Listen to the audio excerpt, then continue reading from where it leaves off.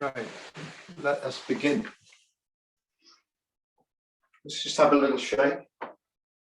Just going to check my screen's pointing in the right direction. I think that's good. Can see my feet there. Good. Yeah, let's just have a little shake.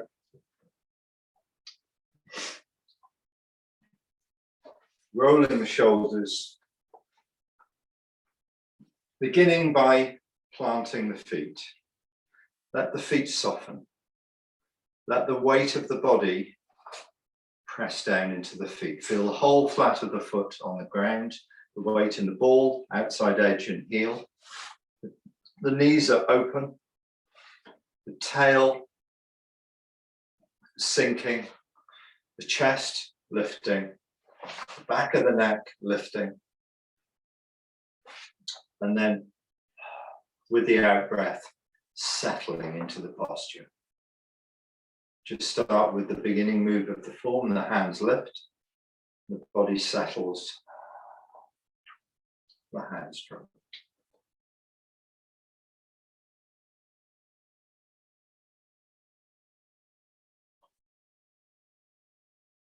Just be really clear that when the body lifts, at the top of the lifting, the hands reach where they want to be, which is the height of the shoulders. At the bottom and the end of the sinking, the shoulders connecting and the thumbs reach the thighs. Try to time your body so that the melting in the body coincides with the melting in the shoulders. Everything's sinking and the movement finishes together. So you really have to take your awareness into your body. So you're not just feeling the movement of the hands through space, the external movements. You're not just feeling the up and down, you're feeling the changes of the muscles, the changes inside the legs, the changes in the lower back, the changes in the chest, the changes in the shoulder, and the hands being allowed down. Keep going with the exercise. So when your hands are in this position, you're using muscle strength to keep the arms in place. And you gradually want to drain that strength out of the arm. Gradually, still, I'm holding muscle strength here. If I wasn't, my arm would be floppy. So there's no muscle strength, the arm's floppy. When I'm here, I'm holding the whole weight of the arm with my muscles. Take the muscle strength away, drop by drop by drop by drop by drop, so that when the hand is in place, there's no more muscle strength in the arm. Then your Taiji will be really refined. When you come up, you're not lifting the shoulders, your arm is waving out with the shoulders sinking and settling.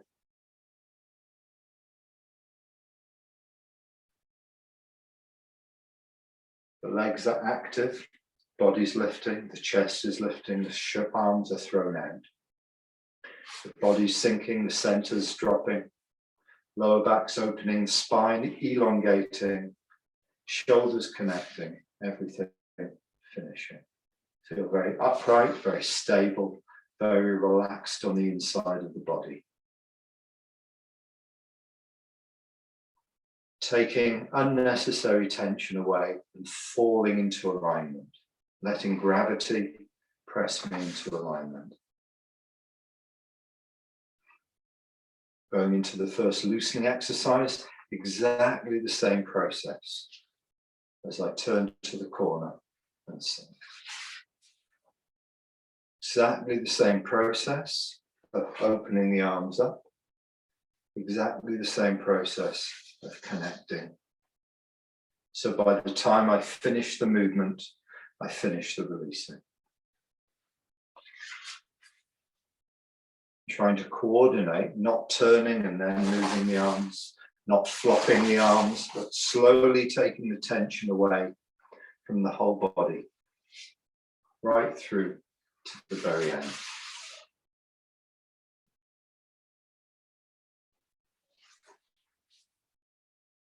Of course, there's alignment course, there's accuracy. Hips move level, the body moves to the corner, the body stays upright, the movement is smooth. But beyond all that, there's the synchronization of the melting of the muscles of the base, the leg, which gives space for the lower back to change, which gives space for the shoulders to drop into. And the body on the inside synchronizes. Just like the way a worm moves. One part moves, the next part moves, the next part moves, the next part. And you get that wave moving through the worm. Same, you get the wave of change in the base, followed by the lower back, followed by the middle back, shoulder blades, shoulders, girdle. And these changes you want to feel. An intention to change the muscles, followed immediately by an awareness of the sensation of the changes. Sensation of the muscles melting, sensations of movement, the sensations of fullness as the body presses onto the ground, the sensations of pressure. Intention to change, followed by awareness. Dropping to a quieter place inside, so you can really feel what's happening inside the body.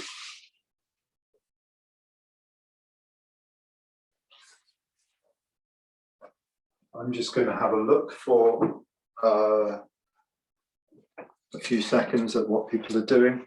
Carry on with number one.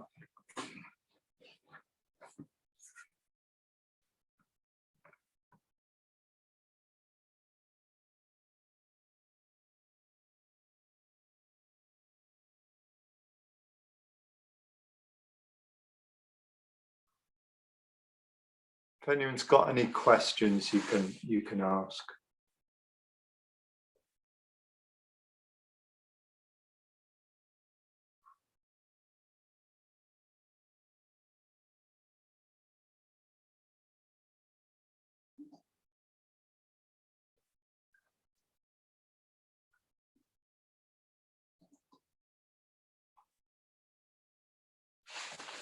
Yeah, I've got one thing to say, looking at everybody move. So you can stop for a minute. I'm just going to say a couple of things. Try and have your don't have your looking at yourself with your eyes or with your thinking. Have your looking on the inside.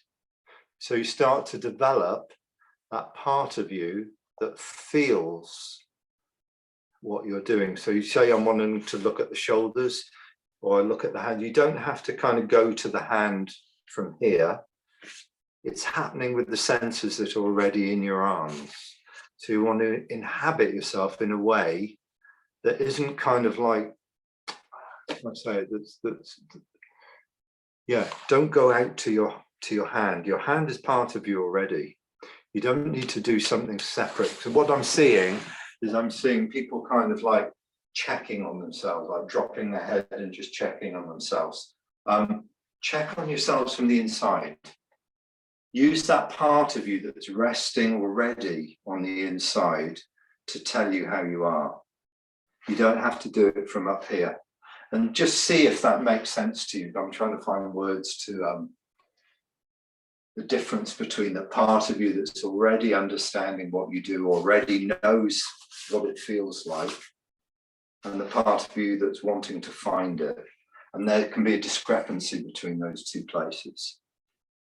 So when you trying out, I want to drop the shoulders to connect the elbow, you don't need to kind of do it from all up here. Be in the shoulders, feel them change and observe what happens to the arms. Okay, we'll do number two. Whatever move we do, it's the same quality of listening to ourselves.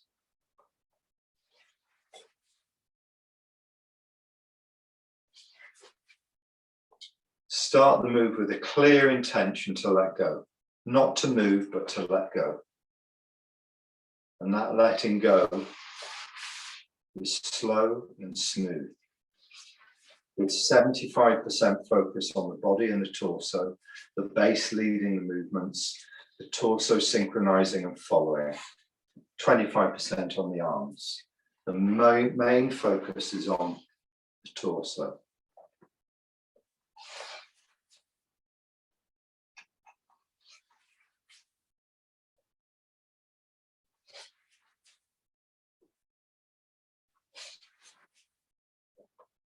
Change the muscles in the legs.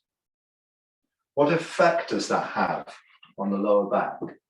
When you soften the legs, when you soften the muscles in the legs, what effect does it have on the lower back? When the lower back opens and the pelvis rotates, what effect does that have on the middle of the back? What effect does that have on the shoulder girdle? Can you feel how when you do one thing in the body, there's a knock-on effect? When one part of the body goes deep and quiet and melts, can you feel how it's like a signal for the rest of the body just to follow in behind it? It's like a river. When one part of the river goes, it creates a space for the upper part of the water to flow into that space. When you give yourself a signal in the body to let go, the rest of the body falls in behind it. We want to try and find that quality. But it's not do this, do that, do this, and do that. It's more set the whole ball rolling with one intention to drop, to change the muscles in the legs, sets the whole melting process on a roll, and the rest of the body is just flowing in behind it because you create the space. And your Taiji then becomes connected, synchronized, and much, much easier to do. While we're thinking it through, while we're trying to train one part of the body to change, everything gets a little bit disjointed.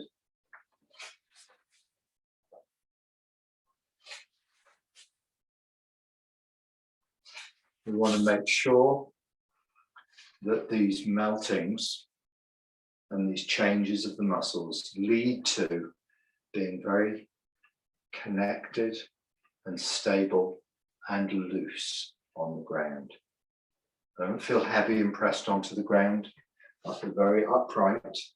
I just feel loose inside the body and lightly pressed onto the ground at the end. I scan through, and there's nowhere that I can let go of anymore. There's no muscle that can be released further than I've released it. I can release more muscles, but then I lose my structure. I just release enough to drop into the structure that I'm looking for.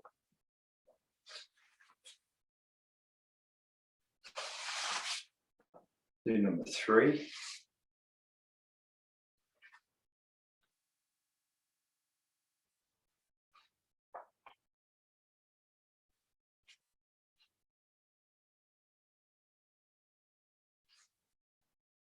If you can, place your full awareness on the turning of the hips. Your full awareness on the movement of the hips, just to get a nice one hip forward, one hip backwards, just to get a nice change in the closing and opening of the hip joints. Nice smooth change. It keeps the body upright, keeps the body central. And then we'll start passing more weight to one leg. So trying to make that turn come from a releasing in the leg, a releasing of the leg, and the body wants to fall and spiral into that leg, a release in the leg, and the body wants to fall and spiral into this leg. So the turning of the hips doesn't come from pushing the hip one way or another.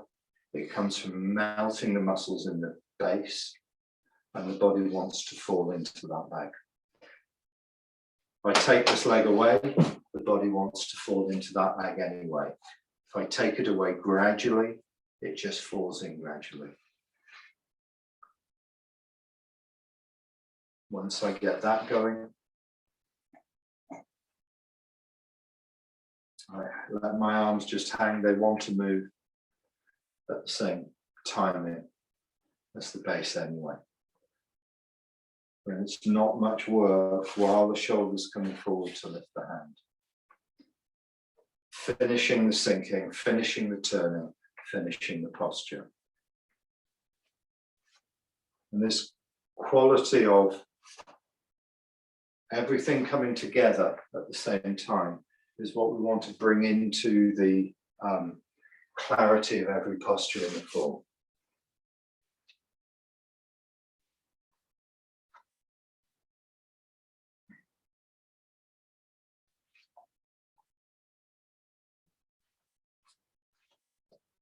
Number 4.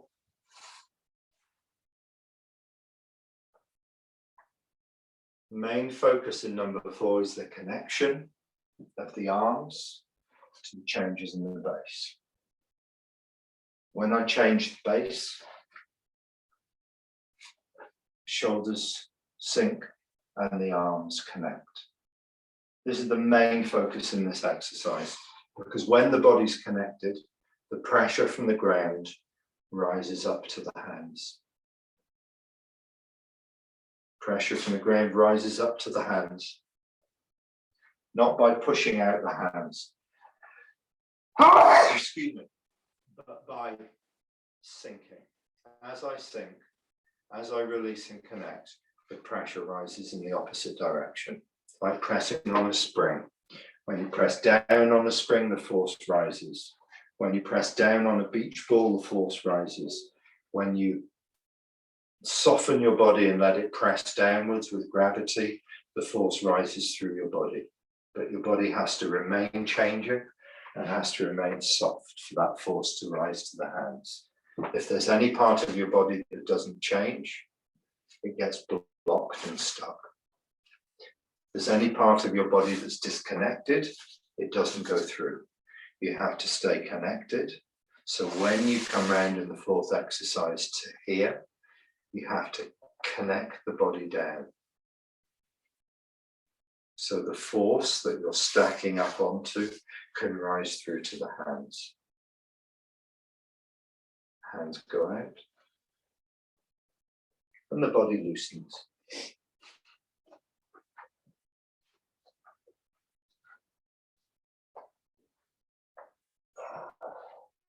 Coming up, uncurling.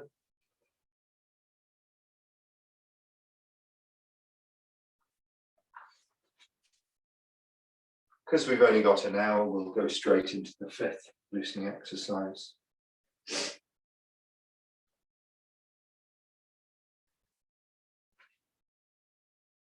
The movement backwards comes from taking the tension out of the back leg. Immediately that opens the lower back, torso and shoulders. So sitting back, I'm half connected. I'm 90% back and I'm half connected. As I sink forwards, I come to a place where I'm fully connected. So sitting back, there's still room in the body for the body to compress into itself. There are still changes to take place in the leg. There are still changes in the lower back. There are still changes in the chest and shoulders. What I don't want to do is sit back and let go of all my changes. I don't want all my changes to have taken place and be right the way back. Because then when I go forward, there are no more changes that can take place. I want half my changes to take place on the way back, continuing my changes on the way forwards. So although I'm moving back and forwards, it's like one concertina downwards the whole time. So it's the same changes that I do as if I was doing a first loosening exercise, where I'm dropping the base, opening the lower back, softening the middle back, the shoulders, and sinking, everything finishing at this point here.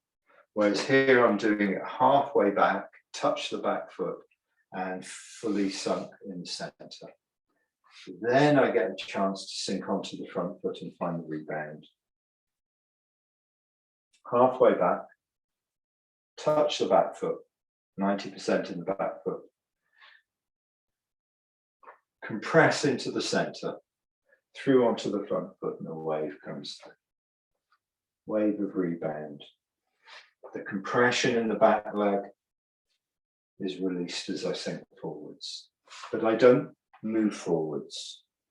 I stay in the center, soften the front hip, and let the connection go to the front foot. In a way, that's a bit like the third loosening exercise, in that I stay in the center and let the connection go to the foot. I don't have to move onto the foot. I don't have to move the weight onto the foot to get my connection on the foot. I just soften the front foot and let the connection go to it, but stay in the center. In the fifth loosening exercise, when I come into the center and I'm compressed and loaded, I don't have to move forwards. I stay in the center, but let the connection go. I open the lower back more, I soften the front hip more, and I let the connection go to the front foot while I stay in the center. That's the issue. The issue is from the center. It's not from the front foot. The compression in the back leg is 55 weight in the back foot, 45 in the front. As I transfer that, it goes 55 in the front, 45 in the back. So when I issue, 45 weight is in the back leg, 55 weight is in the front leg. That change from 55 in the back to 55 in the front is the time slot over which I issue. Put that another way, the change from 55 in the back, 45 in the front, to 55 in the front, 45 in the back, is the period of time as that connection changes. That's the period of time over which the wave comes through the body. So there's the theory. How do we train that? We have to make sure that when we're in the center, we're fully connected. We have to make sure that to get the movement through to the front leg, we don't lock anywhere and we don't come up. We sink the front hip, we open the lower back, we drop the connection to the front foot so the back leg can expand, but we're sinking into the front leg, not coming up and riding over it. Those are the things to train. Then when you get the base doing the right thing, the upper body can sink and will carry the weight. Let's do the other side.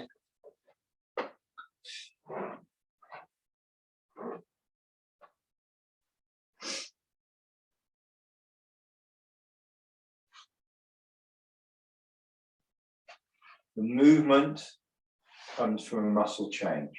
That base changes, the lower back opens, halfway, sink, full, connected. Drop the back knee and sink to the front foot. Try and do these things without a gap. Halfway back, fully in, and through. No gap. There's no stopping. There's no do this, do that, do this. One leads to the next, leads to the next. Change, continue to change, continue to change.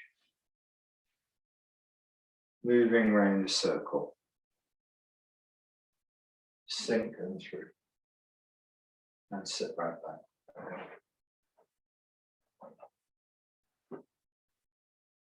Has anyone got any observations on that fifth loosening exercise?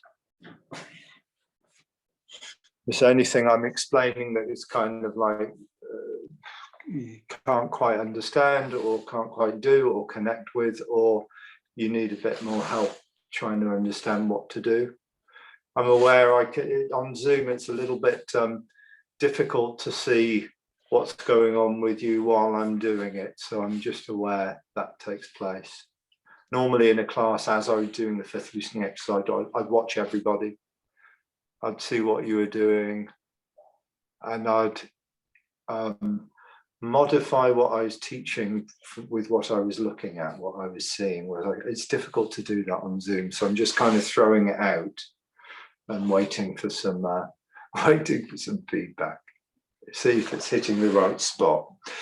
So, question: where I'm exhausted. Can you feel? Say that again, Brian. I'm aware I'm exhausted, Luke. I'm amazed how tiring it is on the legs when you reduce the amount of movement, when you try and make it more internal. Yeah, then just do a few. Yeah, just do a few. I used to find it really, really hard on the legs. When I first started working with Patrick, I'd probably, my legs would be screaming after doing half a dozen. These days, it's not. That something has to shift so it becomes easier, and the only way of doing that is by doing it. So if you find, the number you find difficult, just do 2 less. But make sure you do it regularly, and then the muscles will just get used to it. And what makes the muscles ache is the tension that you're moving against. So when you can soften the tension, you're not moving against any tension. As you soften, you're moving. But when you try and move against tension, that's why the muscles scream and hurt and go warm, and lactic acid and all that sort of stuff, which we don't want. So you have to, I kind of describe Taiji like controlled falling.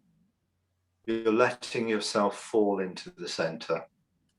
If your muscles are hard or holding and you move against them, you're not doing yourself any favors. But when you can change your muscles to create the movement, something different takes place. Okay. Yeah, I find it. Let's I find it quite difficult to do the sinking, transferring the weight onto the front foot without moving the hips.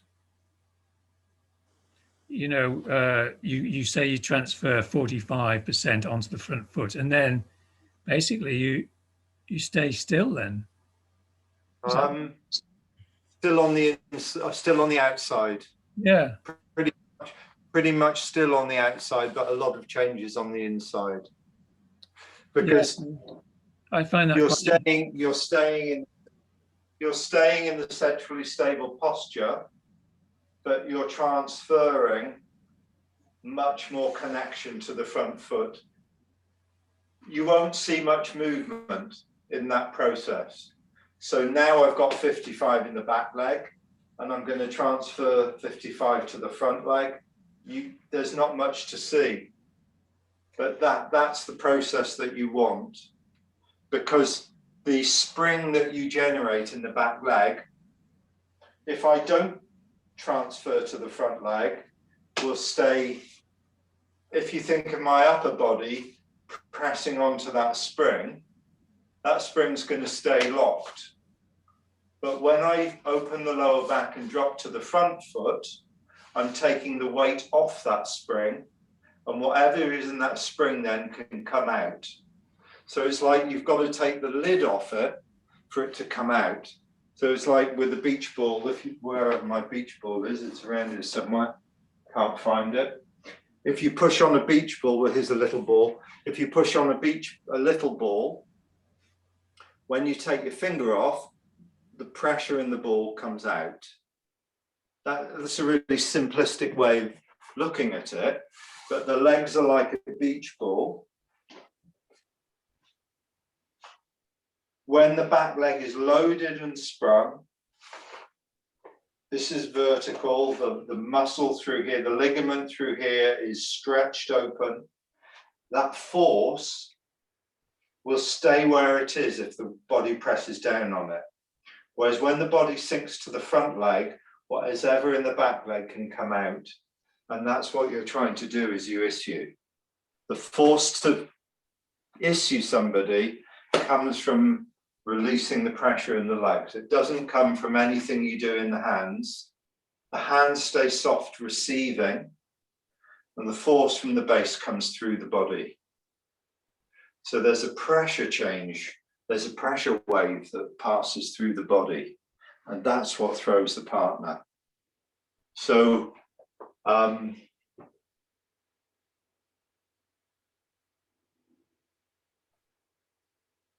it's much, much stronger when you don't move.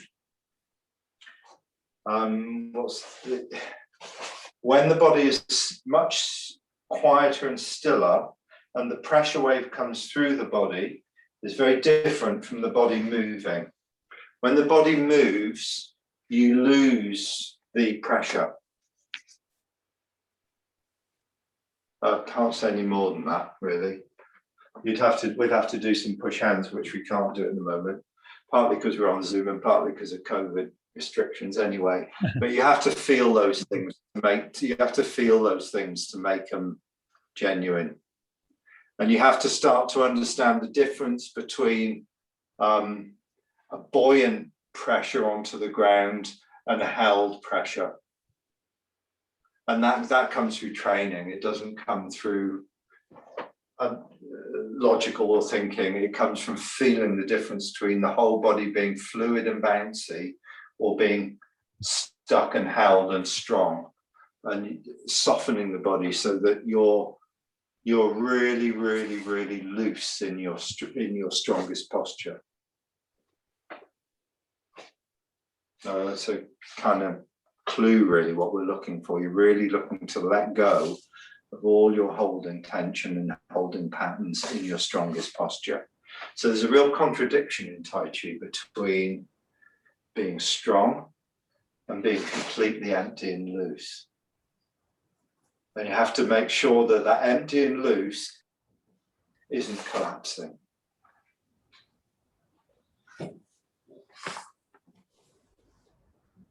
Ooh. I think I'm running out of power on my. If I do, I'll move on to another device if I run out of battery. Okay, let's go through the form together. Let's go from cross hands.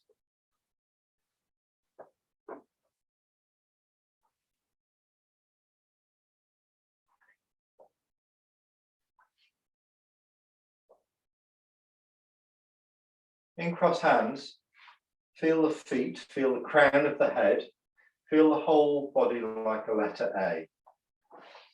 Like a letter A, with the waist as the bar across. Nice round quality in the arms. And the weight of the arms, press back it down into the body. So it's not like the arms are separate and held. The arms are all part of that, but the weight of the shoulders softening takes the weight of the arms down into the feet. So you should feel the weight of the arms pressing down into the base. Sink onto the right foot and turn, just like the loosening exercise number 1. Turn and lift the left arm. Sit back away from the right arm. Now the hands are palm down. Stepping into the corner. Glide in. Sink into the center. Develop that connection with 55 in the back, 45 in the front, and then transfer to the front. And as you do, you turn to the corner. Turn back, the hands roll around a ball. Sit back. When you're over the back foot, turn open and lift. Turn back and fold. Sink in, load the base. Onto the front leg, press. Sit back and load the back leg halfway back. Into the center, load the base. Onto the front leg, wave comes through to the fingertips. Sit back, long in the arms. When you're over the back leg, turn the waist. Sink to the right foot. Turn the hands in line with the center of the body. Form a hook. The hook stays in line with the center of the body. Step to the corner. Now move away from the hook. Into the center. Load the base. 55 in the back, 45 in the front. Change to the front leg. Wave comes through to both hands. So we can use that sequence for looking at what we do in the fifth loosening exercise. Let's refine it a little bit. Let's start from cross hands. Shoulder girdle softens, lower back opens. The whole body feels pressed onto the ground and connected. That's the first sensation you need through the whole body. I just want to see people's postures. Nice and big, Fred. It's not close to the body. If you look at the arms here, they're about a span or at least a span and a half away from the body. It's not in here, it's out here. And the shoulders down, sinking into the center and onto the ground. Yeah, good. It's one fluid move, melting onto the right, turning and dropping the hands. Okay, so by the time you finish that sinking and turning, the hands arrive. And there's nothing left that you can let go of anywhere. You're just holding the right amount of tension in your whole body, in your whole musculature, to be able to turn, support yourself on the right leg and drop. Your shoulders should be dropped, your arms are dropped, your body's pressing into the ground lightly and there's no weight in the foot, in the left foot. So just practice that sinking and dropping a few times. Let me have a look.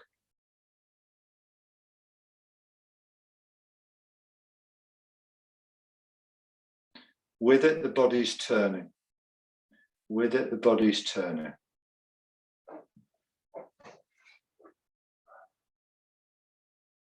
One fluid movement. You start facing 12 o'clock. You finish facing 10:30. At the moment you reach 10:30, you're fully over the right foot and you're fully in the posture. So there's real clarity to your movement. Remember, it's a martial art. Remember, there's clarity with your movement. Yeah, good, better. Stay upright. Stay upright, spiral down.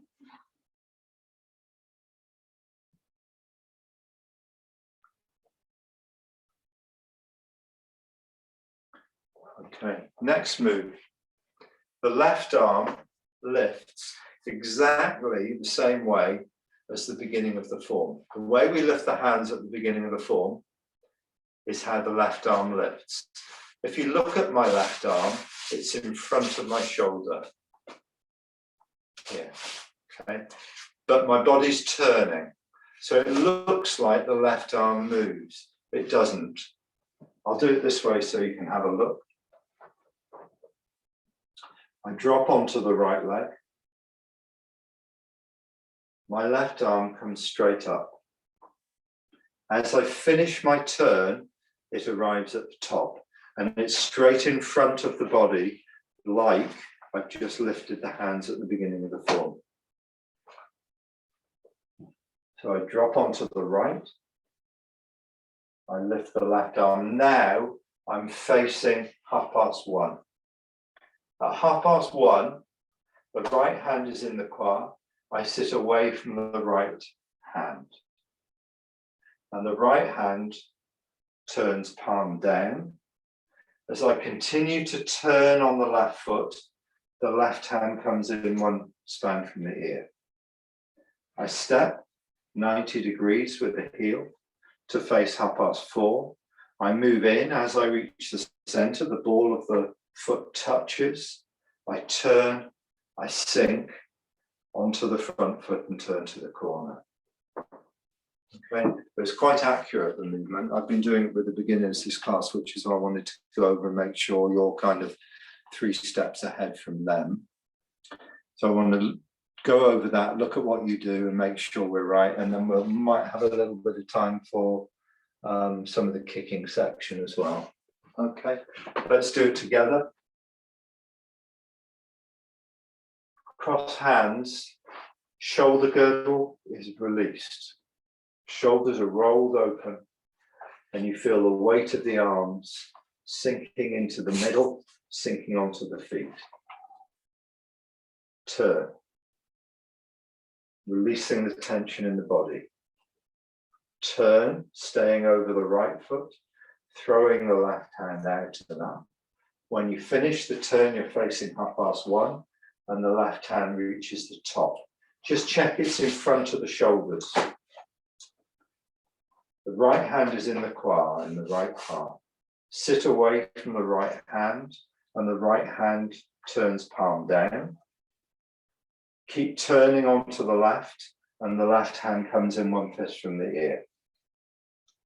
Step. Feet at 90 degrees. Now my right foot is facing the direction I'm going to go, which is 4:30. I move into the center. As I turn my waist, the right shoulder's turning and the right arm turns over. Now it's parallel to my right thigh. Embrace tiger, return to mountain. Turn to the corner as I move on to the front foot. Wave comes through to the hands. Can I have a look at you do that? Should be a move you know quite well. I just want to make sure all the refinements are there and the principles are working from the inside. And if anyone's got any questions, you can ask.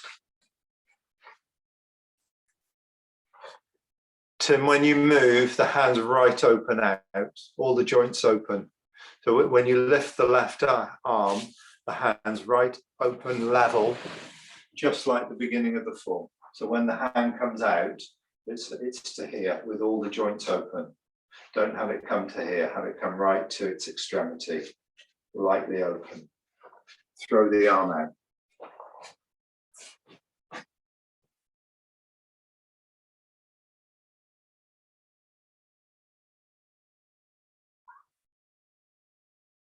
It's the turning of the body. It's the turning of the body as you move on to the left foot that draws the hand into the ear. So the turning of the body as you move on to the left foot is what brings the hand in.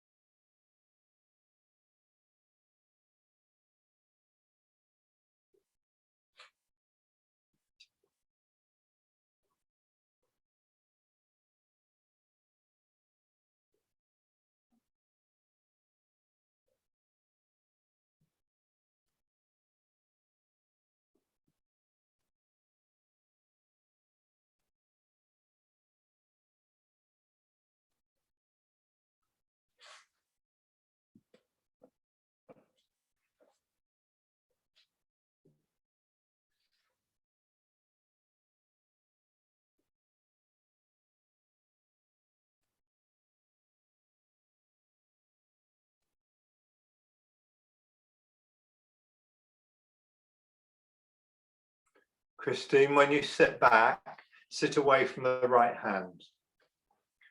So when you move on to the left foot, you sit, the right hand was in the hip joint, you sit away from the right hand. Yeah, now sit away from the right hand, leave the right hand, yes. So there's some space. So when you move in now, the right hand then is in the right position. Have a look at how that right hand moves. Have a look.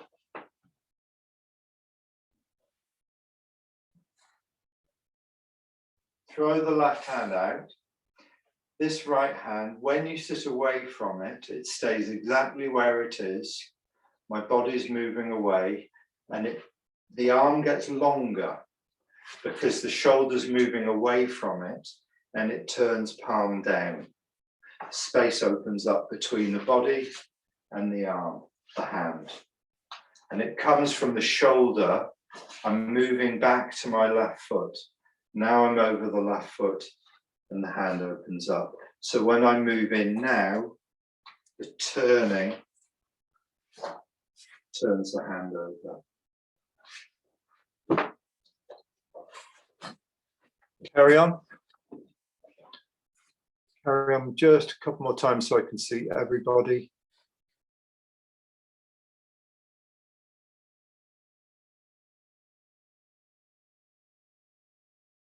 Robert, drop your hands right down deep into the quad.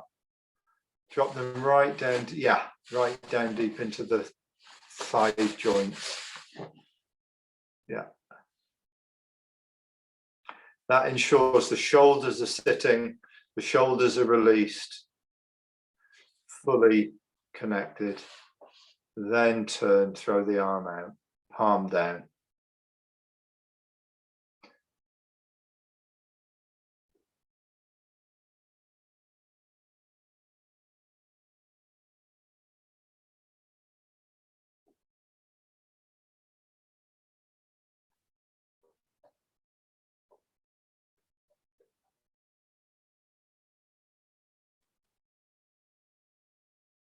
Okay, we got too many variations on what the left arm's doing. Okay, it's only meant to do one thing.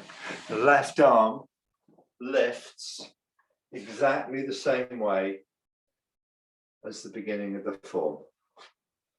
As if you're drawing your right arm underneath it, so when it passes the elbow, the shoulder starts to relax.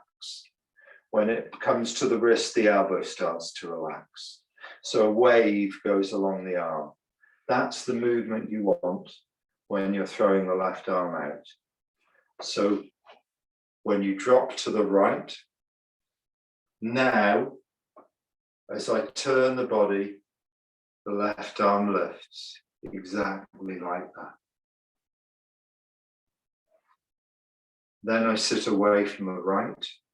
I continue to turn and it folds in. I step, move into the center, turn and sink onto the front foot to the corner. Okay, be really clear.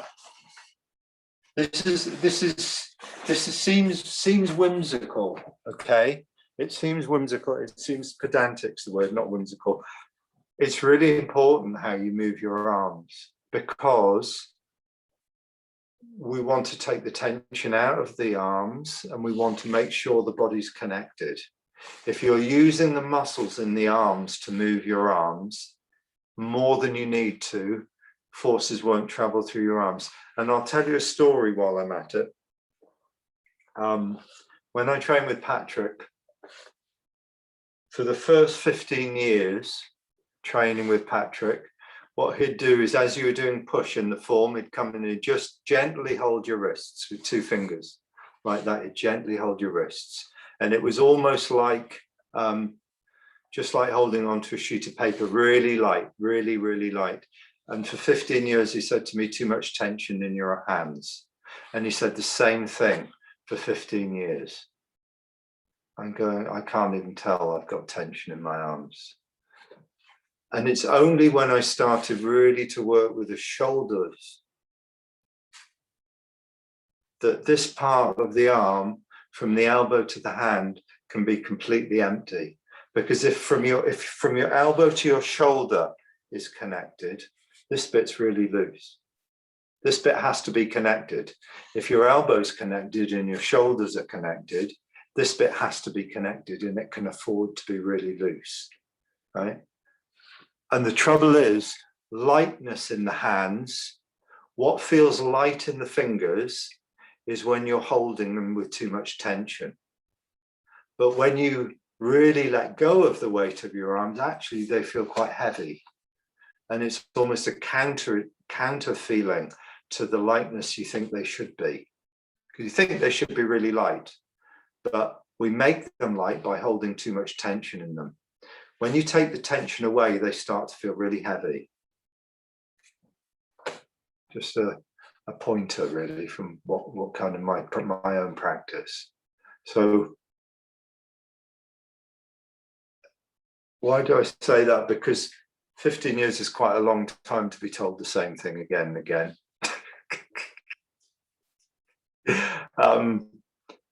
But as you all know, that's the sort of time frame we're looking at, right? And I hope it's quicker for you. I hope I'm just a slow old case and it's slow for me, and I hope it's quicker for you. But it took me a long time, and I'm still working on it. Okay, so refinements you don't get to a place and get it. You get to a place where, okay, now I'm on the next layer.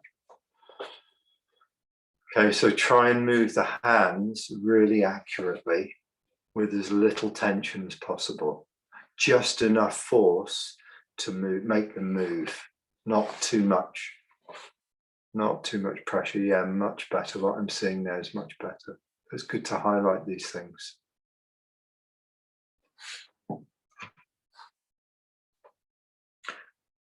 I'm looking at the time.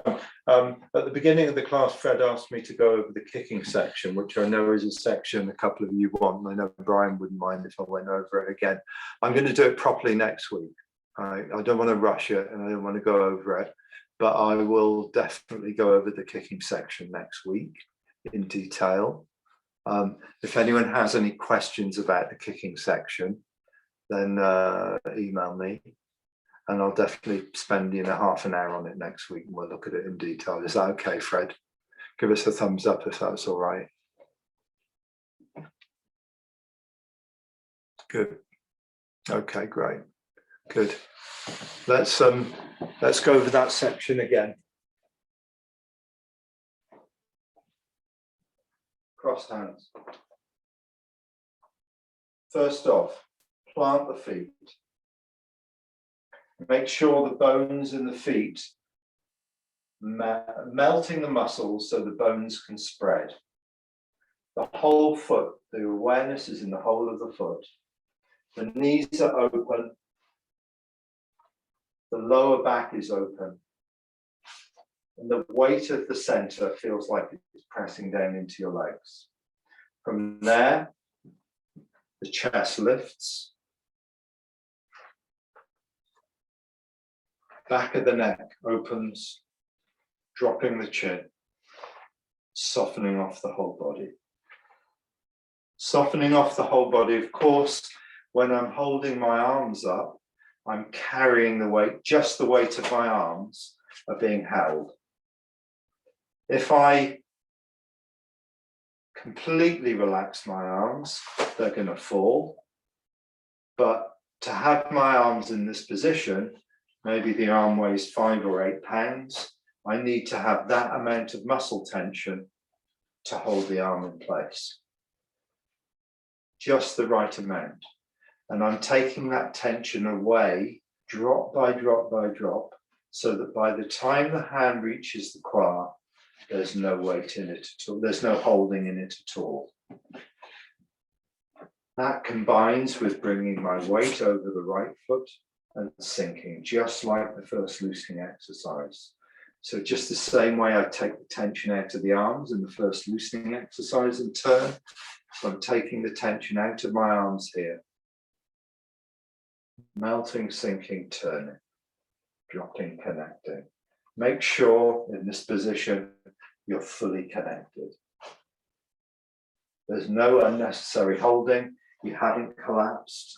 You're nice and upright, and you're pressed onto the ground and into yourself. No weight in the left foot. Turn. As you turn, you stay completely over the right foot. The left toes come in and the left hand lifts.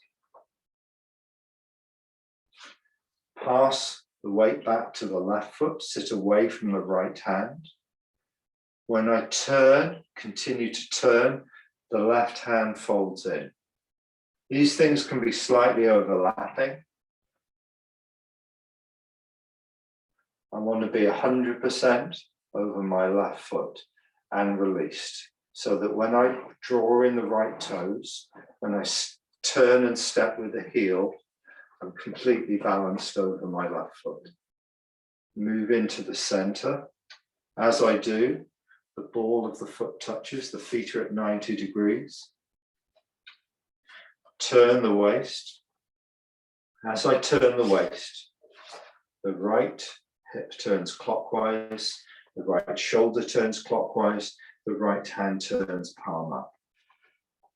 The left hand drops into a push position, on top and underneath. Left hand on top, palm down, right hand underneath, palm up. Embrace tiger, return to mountain. Sink onto the front leg, turning slightly to the corner. As you turn back, the hands roll around a ball, the left dropping anti-clockwise, left dropping, palm up, right palm down, sit back, roll back, open. Turn back, move into press. Sit back, move into push. Single whip. Hands on the center line of the body, staying on the center line of the body, staying on the center line of the body until you step. And only then, when you move into the center, does the hook stay where it is, and your left hand stays on the center line of the body the whole time until it turns over and it's still on the center line of the body. The left hand stays with your center line as you move away from the hook.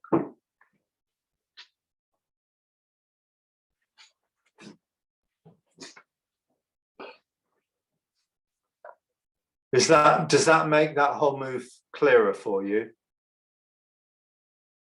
Yeah, if everybody wants to unmute, we'll just have a chat for a couple of minutes.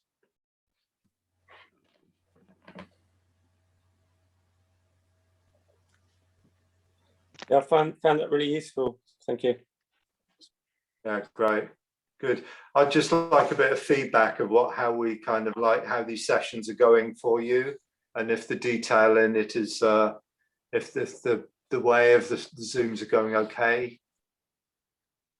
Yeah, it's coming on. I mean, some things for me are very slow to, like I was saying, the transfer of weight and the feeling in the body is, I mean, it's probably quite positive that I can feel that confusion there. And that was very useful. The detail there, the movement of the hand, the right hand is, I feel like I've made a bit of progress there. Right. Way it feels better when it's in the right position. Yeah. Yeah, I think the Zoom classes are great for some of us because we're too far away to go to a physical class anyway. Just being selfish. It's quite a lot of the refinements I'm finding. I think I've got them right, but you're obviously showing that I haven't got them right, because I thought the crossed hands was closer to the chest than it is. I realise now I should have had my hands further out. So I'm learning all the time, and I might think I'm right, but I obviously haven't. Quite a few moves. So I hope you could hear me there. It seems to be breaking up. I can hear you, Kath.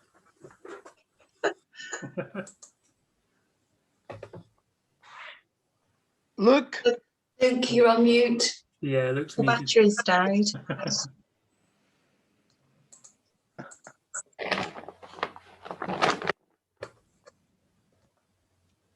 Good night, folks. Thank Right, you. Rob. Good night. Luke's battery's gone. So He's on mute, I think. Still Yeah. on mute, Luke.